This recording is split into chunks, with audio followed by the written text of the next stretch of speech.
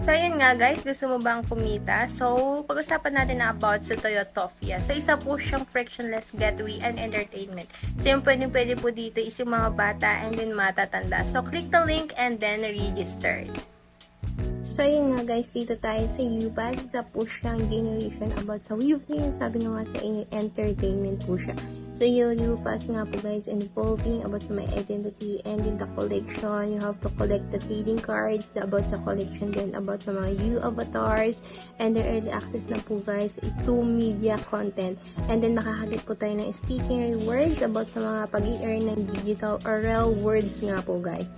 And then, dito nga po guys, also sa roadmap na napaka-importante po natin alamin bago po tayo mag-start po dito. So, yun nga guys, madami tayong pag-usapan nila sa mga partnership, sa mga team nila. So, ano pang inaantay nyo? Mag-login na kayo or mag-sign in nga po dito sa kanilang YouTube.